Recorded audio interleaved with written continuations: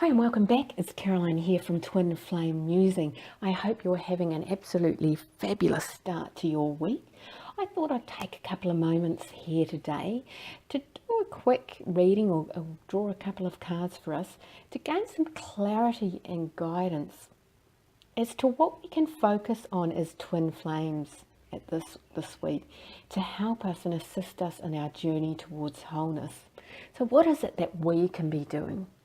Because so much of this journey, often it feels like it's outside our control. We're leaving things up to the divine timing or the divine, or we're waiting to hear, a reply to a message or whatever the case may be from our divine counterparts. Anyway, so I think it's really important that we do take the time to think about, well, what is within my control and what can I be doing to navigate this with a little bit more grace and ease. So without further ado, let's get started. I thought I'd draw a couple of cards. Well, the first card, the overall theme for today, or the week I should say, from this deck here, which is the Twin Flame Wisdom deck by Twin Flame Musing. So it's a little deck that I created myself, which I'm still in two minds as to whether I will sell and reproduce or not. But anyway, the deck covers off or has cards that contain all the key themes or experiences or words or terms that you would hear and experienced on the twin flame journey. And along with that, it has a little narrative at the bottom that gives you some guidance and assistance and sort of taking a different perspective or a different view to that particular situation, or card I should say. Anyway, let's see, what is the overall theme to assist us this week, please, Spirit? Overall theme to assist us this week on our journey towards wholeness. Overall theme to assist us this week. To assist us this week in our journey towards wholeness. Now, although I am recording this on the 6th of May, these readings are timeless, so whenever it finds you or you find it is when the message is meant for you. So it's just always good to bear that with mind, and you'll find that with a lot of readers, that that their readings might be date stamped or time stamped. What am I talking about? Gosh, I need a time stamp if I keep waffling on, but yeah. Oh dear. A little bit of lack of sleep, if I'll be honest, team. But anyway, you'll find that even though a reading is date stamped, that that when it finds you is when the message is for you. So don't go too much by what you see on the dates. One theme for the week, please. One theme as to what we should be focusing. Our focus for the week, please, Spirit. Our focus for the week is nothing. That'd be easy. No, that's never the case. One card, please, Spirit, for a focus for the week. One card, please, Spirit, for a focus for the week. Right. Okie dokie, and there we have it. Took a while, but it came out. So focus for the week, the overall theme, surrender. I don't know if you can see that there, hopefully you can. That which is meant for you will come to you. Worries arise from fear and control, anchoring us in lower vibrations, hindering the path towards union. Let go and be. So there's our first card. What I'll do is I'm going to grab another couple of cards to go with that. So let's have a look at this. This card, or this deck here, is the Akashic Tarot by Sharon Klinger. And what's her sister's name? Sandra Taylor. Yes.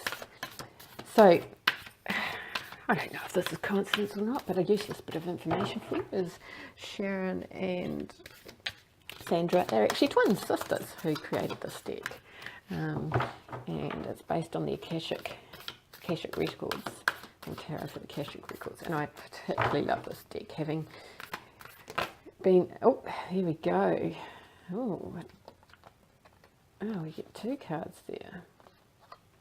Wow. Being an Akashic reader myself, I do enjoy these cards a lot. They are lovely. Okay.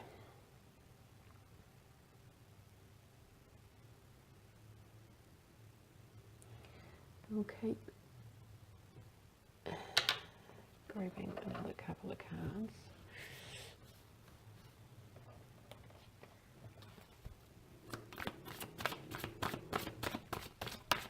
Oops, sorry. This next deck is my very first deck I ever bought. Oh, and that card flew out.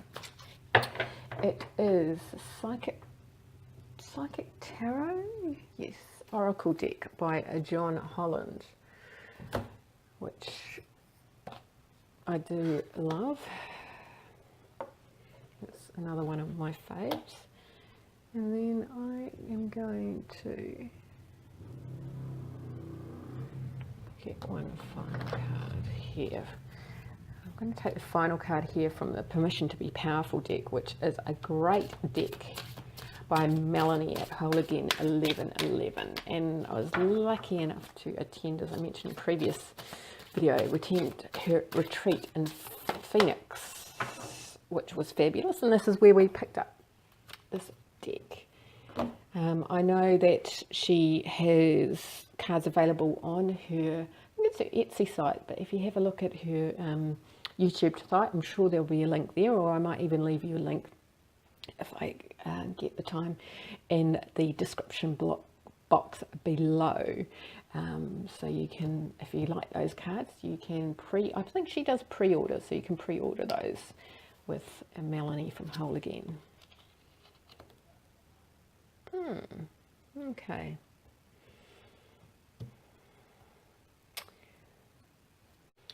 So let's take a look at that first card that we pulled out, which is Surrender. Surrender's one of the hardest and most important lessons on our journey. Growing up, we're conditioned to believe that if we want something, we need to go get it, put in our maximum effort, and not leave anything to chance. But the fact is, this card, Surrender, is asking us to do just that. It was asking us to do the exact opposite, in fact, of what we've been taught to do in the past. We're being told to trust in the divine and know whatever is meant for us will come to us. It's funny because we get on a plane, bus, or visit a doctor and dentist and trust that they know what they're doing, that we're going to get there safe and sound, that they're not going to, I don't know, do some major misadventure at the dentist or whatever. So why do we find it so hard to trust in the divine? That is the question. The inability to surrender often comes from what would you call it? Probably a place of fear, really. Fear that we won't get the outcome that we desire. Fear that we aren't good enough. So we keep needing to try harder. Or on the other hand, it may come because we have this need to control an outcome. We think that we know best. So the thing with both fear and control is that they're both lower vibrational, which when we remain in those lower vibrations, it hinders our path towards wholeness and union. It's as simple as that. And they really, fear and control really anchor us down in that. So wherever possible in this journey, we need to let go. We need to trust in the divine and just be. By doing this, we begin to find peace, and peace lifts our vibration, and we begin to come back into alignment with our soul journey rather than going on a massive tiki tour. You probably haven't heard the term tiki tour before, unless you are from New Zealand or Australia, which basically it's slang for a major detour. So if we take a quick look at these next two cards here that came out, the Oracle of Delphi and the Akashic Fields card. What this is telling me is that the Oracle here, she has the abilities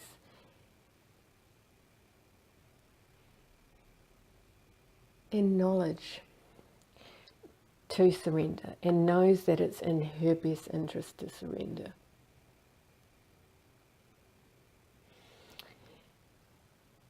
But for some of us to be able to surrender, that knowledge needs to be tapped into from the Akash, or is held within the Akashic records. Now, that might sound a bit, and for those of you who have had any experience with the Akash, you'll understand that it's a quantum energy field that holds all and every possibility of our existence across all space and time, basically. And so every answer we need can be found in the Akash.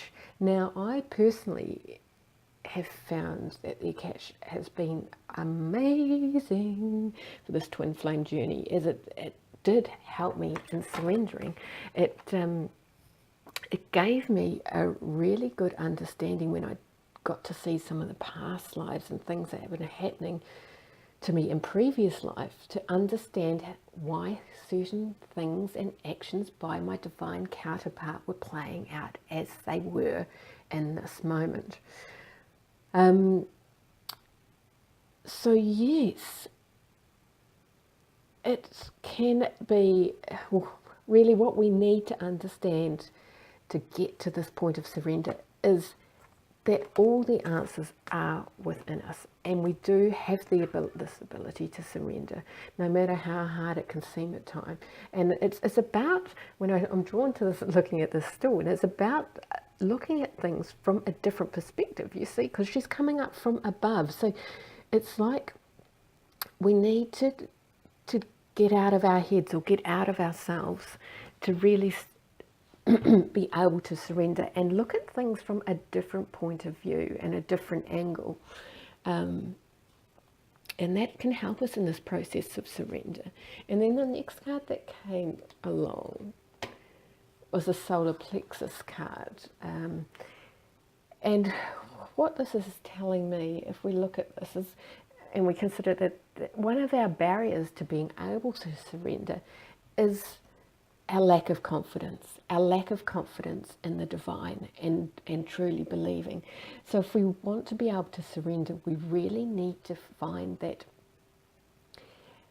trust and that confidence, and knowing that what is meant for us will come to us and is for our highest good, no matter what it is that we're experiencing. And you know, that can be really traumatic at times, but to know that it is all part of our soul's journey and our soul path.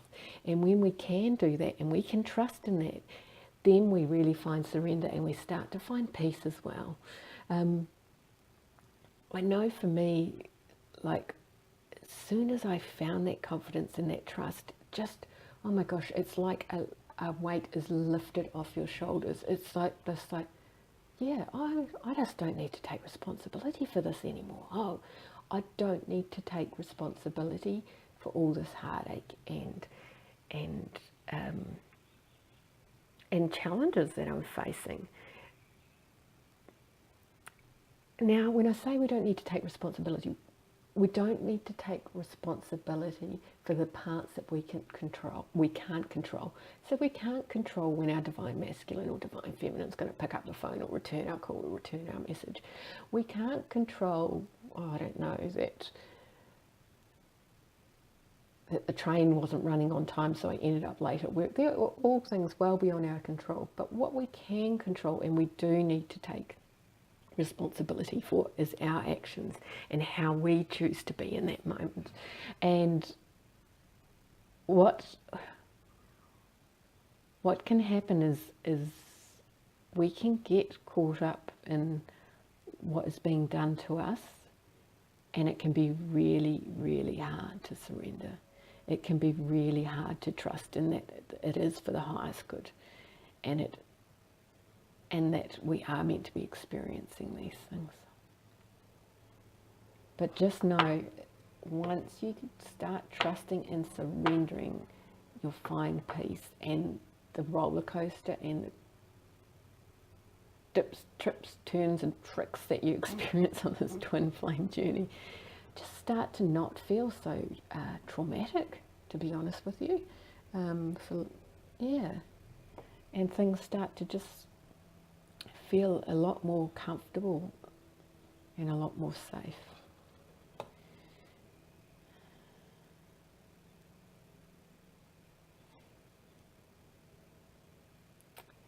And then in the future placement, how is surrender, our theme here, going to bring us closer to wholeness? Or what is the outcome from surrendering? And desire and romance.